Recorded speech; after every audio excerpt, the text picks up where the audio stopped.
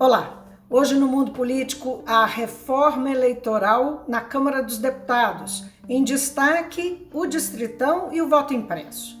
O voto impresso que virou pivô de uma crise institucional desde que o presidente Jair Bolsonaro atacou o sistema eletrônico de votação e ameaçou impedir as eleições de 2022 se o Congresso não aprovar a matéria.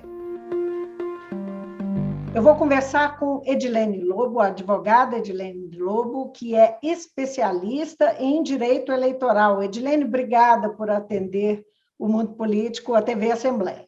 Obrigada eu, Vivian.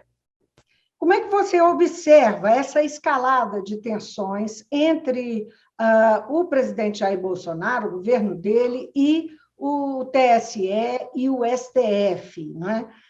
Com direito, inclusive, a tanques de guerra desfilando na esplanada dos ministérios? Bom, eu cumprimento a todas e todos, já vou direto ao tema, lembrando que esse cenário, esse momento, essa situação vivida hoje, ela, claro, não se instalou agora. Nós observamos uma acentuação da crise com o impeachment da Dilma. Começa ali, diria eu, essa escalada que chega ao tempo presente. Então, quando há esse desequilíbrio no funcionamento dos órgãos estatais e, claro, a intervenção no governo Dilma, a cassação da Dilma e depois o esfacelamento da organização política, que já vinha frágil. Nós vivemos uma crise de representação já há muito tempo. Então, aquele esfacelamento com a intervenção no mandato da Dilma Rousseff abriu o caminho para o que nós estamos vendo hoje. Claro que o problema se acentua quando, como você bem disse, tanques desfilam pelas ruas da capital brasileira. Esse é um sinal grave, mas que precisa ser bem visto e bem tratado, não só pelos órgãos de controle, como também pelo próprio povo. Quer dizer, por que essa ostentação de força? Por que essa insinuação de calar o debate? Mais que isso, o debate está só no entorno mesmo do voto impresso ou essa é uma desculpa para se manter um governo que presentemente vem enfrentando baixos índices de popularidade? Você acha que tem poder intimidatório? Não tenho dúvida. E acho que essa é a sensação. E que manda um recado muito ruim, porque quando nós estamos ruins no debate, isso é natural em qualquer ambiente, nós devemos melhorar nossa capacidade de discutir, de dialogar e de apresentar nossas propostas. Quando o argumento é autoritário, é de força, ele desserve a ideia final de um modelo democrático. Mas então, pode intimidar os deputados? Intimidar os deputados não digo, mas pode acender um estupim que já está aí sendo municiado há muito tempo, inclusive para colocar as pessoas, o povo mesmo, eu acho que a ideia é estimular o povo a entrar em conflito, até para justificar uma intervenção pela força. Não acho que os deputados, nessa altura do campeonato, deputados e deputadas, vão se intimidar. Ao contrário, acho que o movimento pode gerar o efeito inverso, porque nós notamos, inclusive, daqueles grupos outrora colocados no espectro de apoio do próprio Bolsonaro, refutando esse exercício militar, né? Não se trata mais de um discurso da oposição. Parece-me que há partidos que estavam no passado apoiando Bolsonaro, há políticos, deputados e deputadas que hoje refutam essa ideia. É um vexame, no mínimo. Vale lembrar que foram convidados de última hora, mas foram convidados o presidente do Supremo para esse evento de Bolsonaro em frente ao Palácio do Planalto, recebendo os militares e o comboio.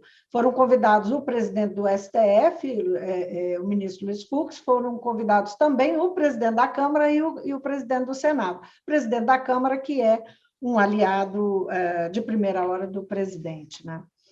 Agora, a questão que, na sequência, assim, vai ter a votação hoje, né, do voto impresso. E como é que você acha que isso não altera? O que aconteceu não altera o que deve acontecer dentro do Congresso? Isso é o que me parece, mas assim, apostar quanto? Não saberia. É o que me parece, até porque, na prática, essa proposta, entre aspas, vou colocar, porque precisa ser explicada qual é a ideia. Essa proposta de voto impresso, ela não só tem um alto custo em tempos em que o orçamento público está estrangulado, tem um alto custo, como gera, muito mais do que parece, uma dificuldade em se chegar ao resultado das eleições, não só presidencial. Notem bem, parece que o voto impresso pode prestigiar o grupo político que está instalado hoje no poder, mas imaginemos uma eleição para deputado em que, por força da pretensa ideia de voto impresso, se questionem todos os resultados.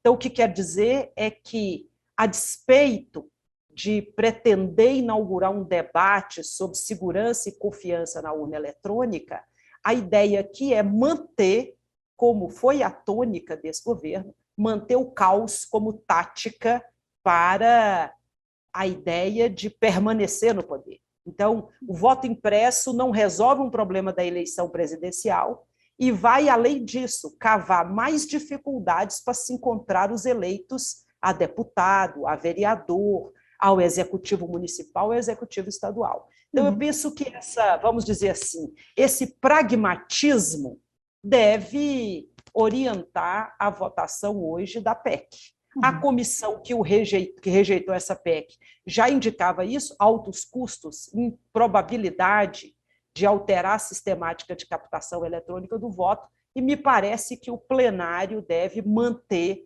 esse resultado da comissão. Já não sei se vai ser a mesma coisa com o distritão, né? Verdade, nós vamos chegar lá.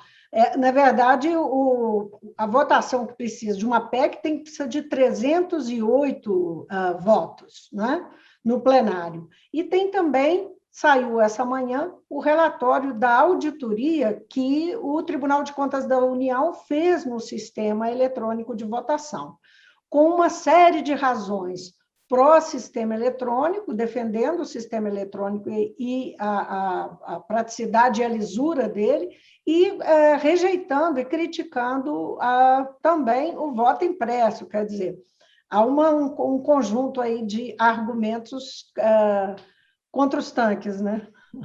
Digamos assim. Contra os tanques e contra o retrocesso no processo de captação eletrônica do voto. Por quê? O que a PEC oferece? A ideia é assim, acoplar a urna eletrônica ou impressora, toda vez que o eleitor ou a eleitora digitar e completar sua votação, além de lançar no sistema eletrônico, imprime-se aquele voto e é depositado numa urna de acrílico. Então, nós teríamos dois processos, aquele de captação eletrônica automática pelo sistema e a impressão e depósito dessa impressão numa urna paralela. Ocorrendo a impugnação do resultado, esses votos impressos servem para fazer essa verificação, essa conferência. Na prática, o que vai acontecer? Imaginem, todo aquele ou aquela que questionar o resultado vai querer apuração manual da votação, de uma eleição. Nós vivemos isso antes de 1995. Eram quinzenas, meses para se encontrar um resultado, mesmo assim. Com a possibilidade de manipulação desses papéis, nunca se chegará com segurança, ou pelo menos me parece que muito provavelmente nunca se chegará com segurança à resposta desejada por quem impugna. Em geral, quem desafia o resultado não se conforma com a derrota. E aí nós estamos falando de um outro problema, né? Então, além dos custos, o retrocesso, a dificuldade, o gasto de tempo para apurar uma eleição no Brasil, em qualquer nível, pode, portanto, convencer deputados na votação da PEC. É o que está me parecendo. E, principalmente, não se trata mais de um discurso unilateral da Justiça Eleitoral, dos seus técnicos, dos seus auditores, que já fazem a auditagem dessas urnas há 13 eleições no Brasil.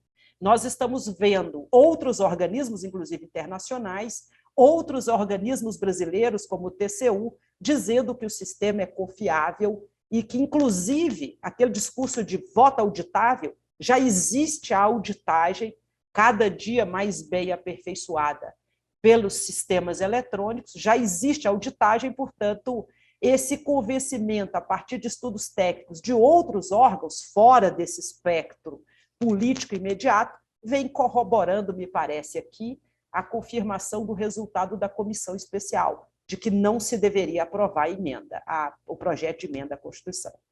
Agora, Edilene, nós vimos aí com a escalada dessa tensão toda e as ações do presidente em relação à urna eletrônica e ao TSE, e o presidente do TSE, Luiz Roberto Barroso, o fato é que nós vimos que isso acabou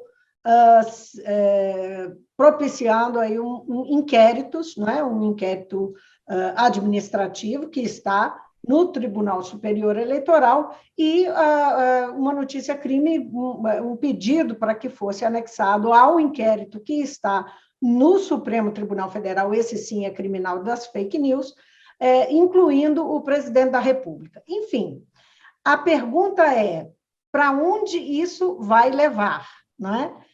O presidente ele gosta de dobrar a aposta e o Supremo está usando meios institucionais, mas também partiu para o confronto. Sem dúvida. A gente poderia simplificar dizendo que é fogo no parquinho, né?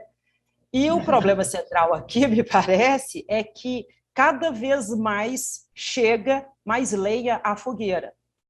A abertura dos inquéritos é um exercício, uma demonstração de força ou tentativa de demonstração de força institucional, seja do TSE, seja do próprio Supremo. Eu registro aqui que todos os tribunais superiores no Brasil, pelo menos os 3 principais tribunais superiores, têm inquéritos investigando comportamentos do governo federal, seja no STJ, seja no TSE, seja no Supremo, mas eu também reconheço que essa abertura unilateral dessas investigações mais as enfraquecem do que reforçam. Porque pode parecer o que agora está na cena, que é uma briguinha entre Bolsonaro e o ministro Barroso, por exemplo, do TSE, que responde com alguma força, responde a alguma medida e com alguma jocosidade, o que deixa o cenário ainda mais tenso. Eu acho, sabe, Vivian, que tanto o Supremo como o TSE poderiam ter atuado de modo mais evidente, mais eficaz, quando chamados a decidir o problema dos disparos de mensagens em massa, chamados a apurar o problema das fake news nas eleições de 2018, contemporizaram. Perderam oportunidades, é isso. Com certeza. O timing me parece agora um tanto quanto desatualizado. Mas, logicamente, ainda há muito para se desenrolar nesse cenário. E, é claro, a temperatura está aumentando, não tenho dúvida disso. Agora, Edilene, e o pacotão da reforma eleitoral, que está sendo capitaneado, né, defendido e tocado rapidamente pelo presidente da Câmara, Arthur Lira. Tem aí uma estrela que é uma alteração no sistema proporcional, que a forma como a gente escolhe hoje deputados federais, estaduais e vereadores, né, para o distritão. Teria uma suposta parada em 2022 no distritão, em 2024 o tal do distritão misto. O que isso, na sua opinião, representa para o sistema eleitoral, para as regras, em relação às regras que nós temos hoje? Para onde que a gente vai? Porque está sendo muito criticado por especialistas. Sem dúvida. E nós temos, além deste imediato pacote, nós temos um outro grande pacote que envolve a reforma do Código Eleitoral. Mas antes, falando da proposta aqui, dessa PEC, que o próprio formato, o jeito como ela chega no cenário é de altos questionamentos. Essa proposta inicial era apenas para tratar a data das eleições. Foi acrescida a essa PEC, que é a 125 de 2011, um substitutivo da deputada Renata Abreu, e a partir dele é que nós temos toda essa alteração. Me parece, inclusive, que assim, meio que uma bola nas costas da própria oposição, que vinha discutindo a formação de um acordo para tratar o assunto, mas o fato é que uma reforma dessa envergadura, a toque de caixa, sem um debate amplo, transparente, cuidadoso, para que todos e todas possam se exprimir num tempo razoável, já dá a nota do que se pretende. Só para dar uma dimensão para quem está acompanhando a gente, além dessa PEC, esse Código Eleitoral que você mencionou, o que chegou a público é que tem alteração em 900 artigos. Isso. Seria uma coisa... O Código Eleitoral atual passaria de 300 e poucos artigos para quase 1.000. Uhum. E logo falo do Código Eleitoral, dessa proposta de reforma. Mas agora, ainda na quando a gente está falando em reforma aqui, eu estou incluindo esse elemento, a PEC e o Código, tá? Só para esclarecer quem está acompanhando. Sem dúvida. A proposta de reforma ela traz muitos projetos, traz muitas mudanças. A mais imediata e visível, e que gerou essa comoção de ontem para hoje, é a PEC, que impactaria aí significativamente a eleição de parlamentares. Essa PEC a proposta é que, para a eleição de deputados estaduais, federais, vereadores, por exemplo, que agora, ao invés de se fazer a distribuição proporcional dos votos recebidos por cada partido, a ideia é que sejam eleitos os mais bem votados. A figura dos partidos praticamente desaparece. A promoção aqui das pessoas com maior visibilidade, não necessariamente com maior organização política, com maior inserção nos grupos sociais, e principalmente o que está, a meu ver, do ponto de vista filosófico, por trás dessa proposta, é essa ascensão do personalismo, essa ascensão de indivíduos. Isso descola democracia da ideia de coletividades, né? Então, assim, vença o melhor e vence aquele que conseguir reunir o maior número de votos instantaneamente. Então, quando o Distritão vem nessa linha, aliás, lembro que essa proposta já foi rejeitada no passado, 2015 esse assunto estava na mesa, foi afastado, com um debate até muito maior do que o que nós estamos vendo hoje, mas, a passar o Distritão, minorias, grupos minorizados, minorias políticas são sumariamente fulminados nesse processo. Só para esclarecer para quem está nos acompanhando, você fez uma menção, mas quando você diz que quem tem mais visibilidade, quem é que tem mais visibilidade que teria no pleito mais chances de ter mais votos e vencer as eleições, não é? Só para a título de esclarecimento, isso, né? Isso. Desculpa, eu me entusiasmei com a ideia aqui, mas é importante ter claro isso. Quem tem visibilidade hoje? Quem está nos mandatos, a começar por isso. Uhum.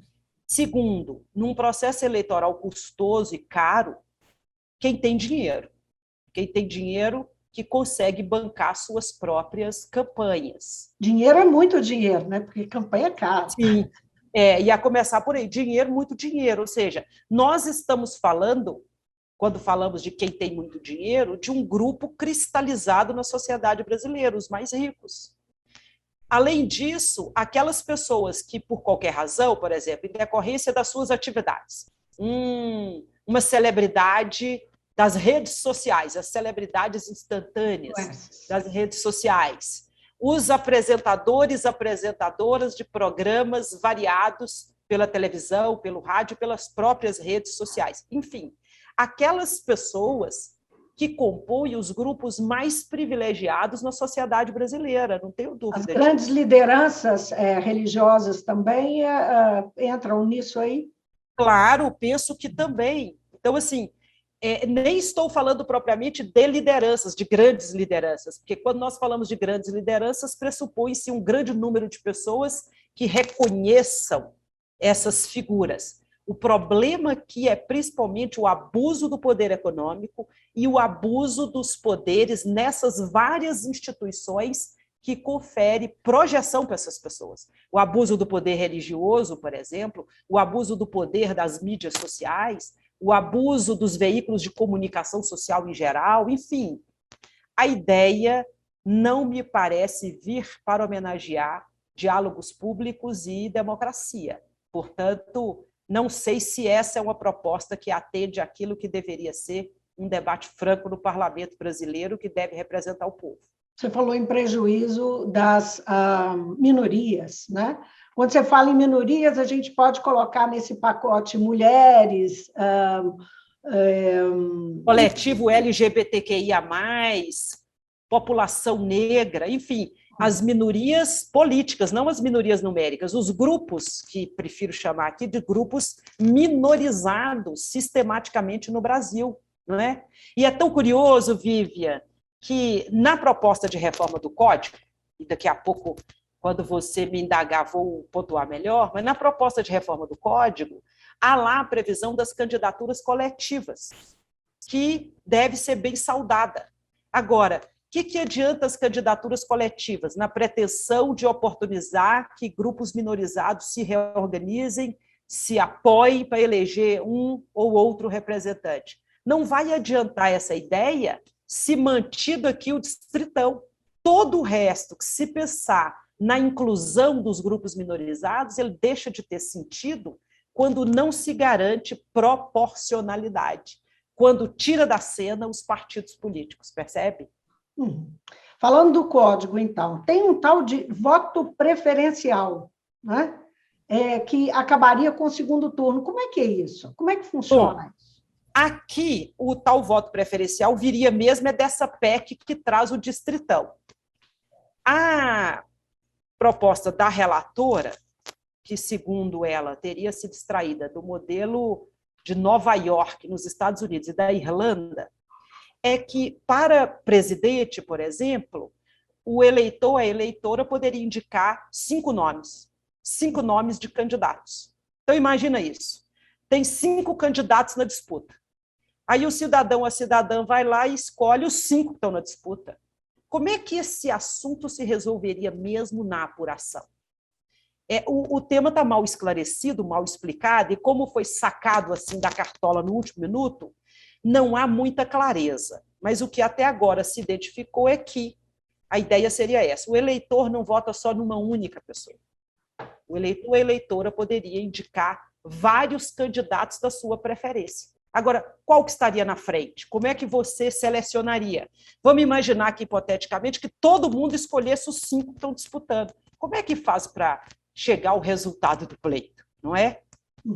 Ainda tem muito que esclarecer agora. Muito, sem dúvida. Uma outra coisa, um outro ponto que me chamou a atenção é que o TSE e o STF terão que cumprir o princípio da anualidade para emitir resoluções, para tomar decisões e tal. O que isso significa na prática, não é?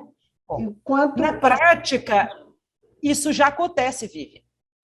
Primeiro, o que significa anualidade? A Constituição brasileira tem um artigo, de número 16, que diz que a lei que alterar as regras do jogo eleitoral, ela precisa ser produzida pelo menos um ano antes das eleições. Essa que é a ideia do artigo 16. Mais adiante, depois que esse dispositivo foi muito questionado, principalmente com a lei da ficha limpa e outros, a própria Justiça Eleitoral estabeleceu para si que a jurisprudência, ou seja, decisões dela, Justiça Eleitoral, que impactarem o processo eleitoral com novidade, ela não pode se aplicar imediatamente. Ela precisa de ter esse tempo prévio para evitar que as regras do jogo sejam impactadas com o jogo em curso. É essa a ideia. Já quer dizer que o TSE trabalha com essa regra, com essa orientação. Não há muito tempo, é uma orientação nova, exatamente para que a Constituição preveja, como ela faz, que a lei não impacte o jogo eleitoral, e, nesse caso da jurisprudência, para que decisões judiciais também não façam esse impacto por vias oblíquas, digamos assim. Então, a ideia de anualidade, de anterioridade, ela é boa. Ela pretende exatamente evitar que se impacte o jogo eleitoral, mudando as regras com o jogo em curso. Basicamente é isso. A ideia é dar segurança e confiança no processo eleitoral pré-estabelecido. Uhum. Então, colocar isso na regra, está bem, de acordo, não há problema nenhum, já está escrito na Constituição, e o TSE já vem aplicando. É importante que haja segurança e confiabilidade no processo eleitoral, disso eu não tenho dúvida. Portanto, remarcar esse aspecto, estou de pleno acordo. Mas quero te dizer, é requentar o café, porque já é assim que funciona na jurisprudência eleitoral. Agora, a reforma, ela traz, do Código traz mudanças que facilitam o acesso ao fundo partidário, enfraquece regras de prestação, flexibiliza essas regras de prestação de contas, a justiça eleitoral, e transforma crimes eleitorais em infrações cíveis, né? Como é que você vê essas mudanças que eles estão propondo? Bom, eu fiz uma leitura desse projeto, como eu disse, quase 1000 artigos, com muitos parágrafos. Vou falar uma coisa aqui, para quem está nos escutando. Nós não temos como passar em revista todas as mudanças que estão sendo propostas. Então, na verdade, a gente está pensando algumas questões aqui, não é isso? Então, vamos lá. Claro. Mas, basicamente, para os interessados, as interessadas, é importante acompanhar a PEC 125 de 2011, a PEC 135 de 2019 e o projeto de reforma do Código Eleitoral. Claro, com alguma sorte, não vira aí nenhuma outra novidade nos últimos minutos. Basicamente, para os interessados e interessadas, esses 3 projetos que, num primeiro momento, focariam a atual, e a cada ano nós falamos do mesmo tema, a atual reforma política brasileira. A PEC 125 de 2011 pretende o distritão e queijandos, e a PEC 135 de 2019, o chamado voto impresso. O projeto de Código Eleitoral, aí sim, traz muita novidade, muita mesmo. Por isso, nós vamos ter que localizar alguns temas. Esses pontuados por você, a começar pelo assunto prestação de contas de partidos políticos e prestação de contas de campanhas eleitorais. A ideia do projeto, que ainda vai sofrer longos debates, eu não tenho dúvida, a ideia inicialmente diferente do que temos hoje, em que a prestação de contas é judicializada, é um processo judicial sob controle da Justiça Eleitoral, nos vários níveis, municipal, estadual e TSE, a ideia é transformar no que era no passado, num processo administrativo. A prestação de contas tem muito de matéria administrativa, é evidente, mas é possível hoje oferecer recursos perante as cortes eleitorais para discutir as decisões de juízes e tribunais apreciando as contas. A manter o processo administrativo, basicamente se eliminam os recursos judiciais. Voltando ao passado, a Justiça Eleitoral até 2009 não aceitava recurso, por exemplo, para o TSE, em prestação de contas perante os tribunais regionais eleitorais. Eu vejo como um retrocesso, porque a prestação de contas é matéria constitucional.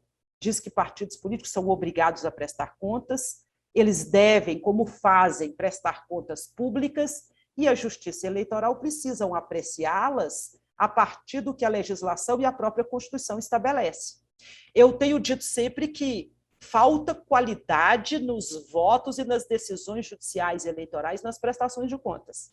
Mas eu não acho que melhore esse cenário tirando a judicialização, passando para mero processo administrativo, se não houver a previsão de etapas claras para a tramitação desse mesmo processo. O assunto dinheiro nas campanhas. Nós temos já a figura do Fundo Especial de Financiamento de Campanhas.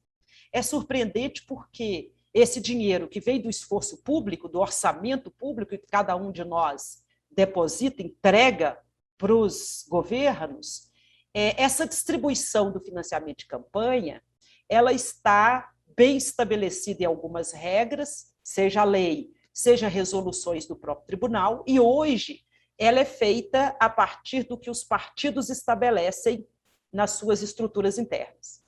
A proposta do Código, é curioso, fala em distribuição desses recursos, ampliação desse dinheiro, mas não faz qualquer referência ao que sucedeu na eleição passada, em que o Supremo, numa ação, numa DPF, arguição de descumprimento de preceito fundamental, estabeleceu a cotização para candidaturas de pessoas negras. Antes disso, a cotização para a candidatura das mulheres.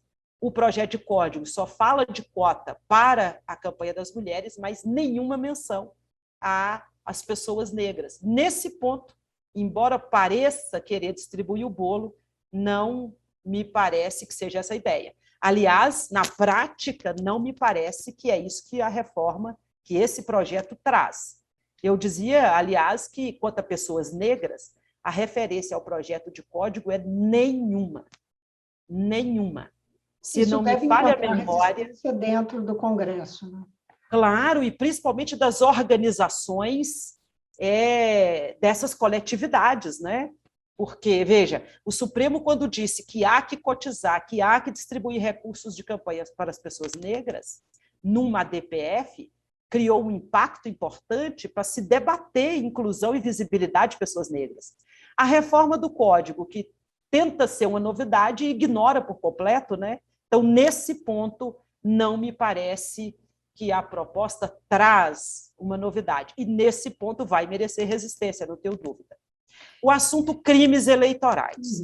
O tema crimes eleitorais também implica num longo debate, porque o código, é verdade, o código atual tem uma cártula de crimes em desuso praticamente, bastante fora da realidade, mas a revisão aqui precisa se fazer na direção de colocar a legislação de acordo com o que nós vemos hoje sucedendo, explicitar melhor cada tipo penal, mas minimamente passar a régua e ignorar práticas criminosas nas campanhas eleitorais, inclusive, já vou destacando aqui um tema a que me dedico, a prática de organizações criminosas nas redes sociais, as chamadas milícias digitais. Eliminar o debate sobre esse tema também não me parece atender a quem deseja modernidade. Portanto, o projeto tem muitos pontos a serem debatidos e, claro, esse debate não vai se encerrar rapidamente como essas duas PECs aí vêm para a mesa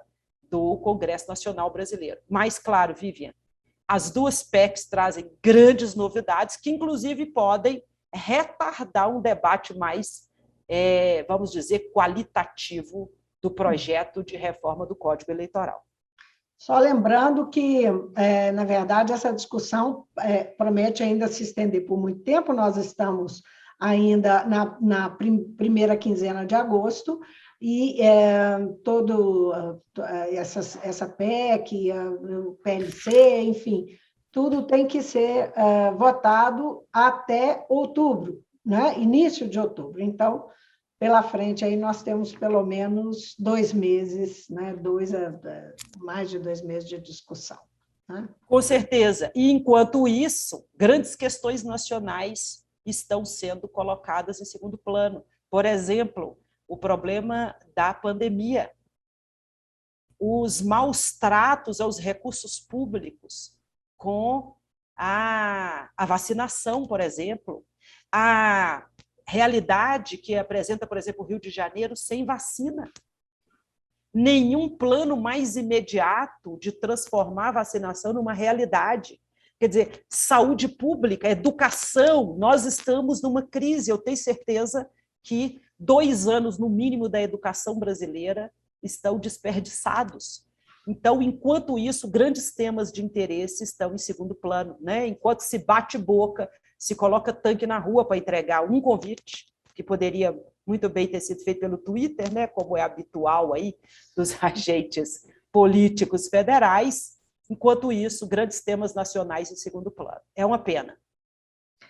Edilene, foi um prazer conversar com você mais uma vez. Muito obrigada pela participação. Eu que agradeço. Até breve. Saúde. Até, saúde para todos nós. Eu conversei com Edilene Lobo, ela é advogada especialista em sistema eleitoral, e nosso assunto aqui é a reforma eleitoral, que deve começar a ser votada aí pelo voto impresso, ainda hoje, e nós estamos conversando aqui no meio do dia, né? Naturalmente vai se desenrolar a votação e os debates, as discussões na Câmara dos Deputados, não temos como prever ainda exatamente como será, mas o voto impresso hoje, deve vir também a discussão, a PEC do Distritão e todo o Código Eleitoral que está em debate. Essa foi a conversa, pena que a gente não pode aqui passar tudo, é muita coisa, mas tocamos em pontos importantes com a ajuda de Edilene Lobo. A gente fica por aqui, até a próxima.